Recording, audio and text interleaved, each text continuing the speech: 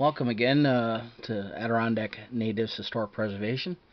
And once again, this is the Earl. And today we're going to start a new series uh, regarding the General Marquis de Lafayette. General Lafayette. Get over to your computer and grab yourself a cup of coffee and enjoy.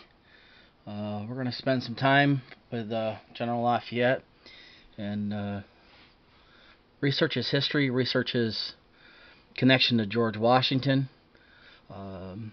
his different battles that he was a part of, his life, his military history, his family connections, and also some remote information regarding Mr. Lafayette that I feel is important about his connections to not only Washington and Washington's diplomatic and wartime connections, but Lafayette's connections to Washington's decision making as far as the wartime is concerned, and Washington's Indian removal policy, and Washington's orders to Sullivan and Clinton later on in the Revolutionary War for the Sullivan and Clinton campaign against the Iroquois Nation.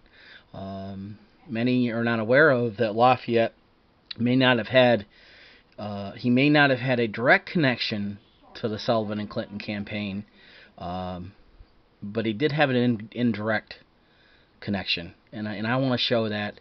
Once again, the heart of our mission here is to show history, but show the truth of history and show all that were involved. Not only great men like Lafayette and our first president George Washington.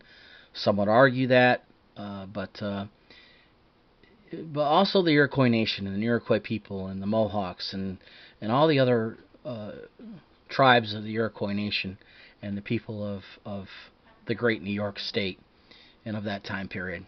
So with that, we're going to head over to mountvernon.com. That's Mount Vernon, M-O-U-N-T, Vernon, all one word now, VERNON.org. And once you get over there, you go to search and you're going to type in General Lafayette, or type in General Marquis de Lafayette. And the first page we're going to show you, it just shows you a brief history of General Lafayette. This is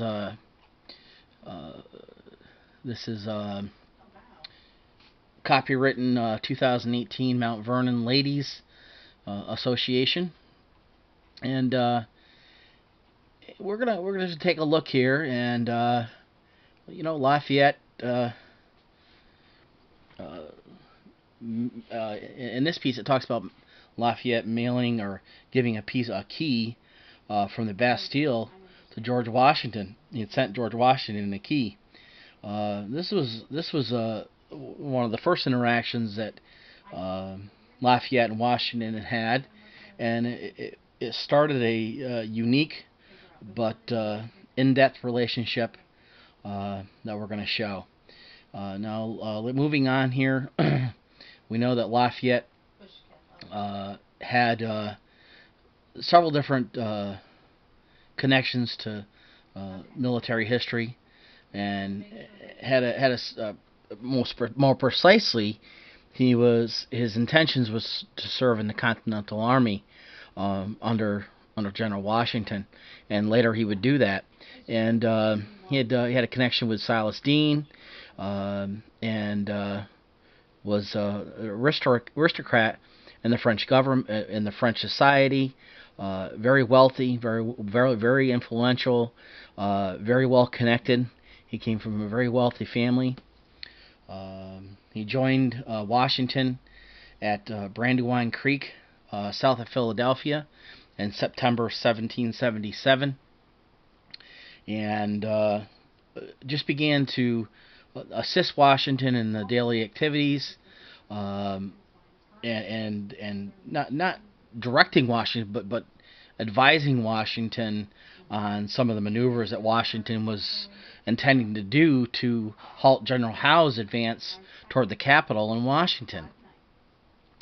And later on, Lafayette, during the same time period between September and October of 1777, would would join together with General John Sullivan's forces to complete not only Washington's agenda for Washington, D.C., but also to aid General Sullivan in that campaign.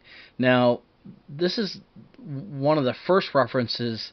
If you read over it, you're not going to see it. But if you really look at this is one of really my first references that would suggest that General Sullivan and General Lafayette were very much connected and very much not only connected in wartime strategy, but connected as fellow servicemen. So we'll move on there, and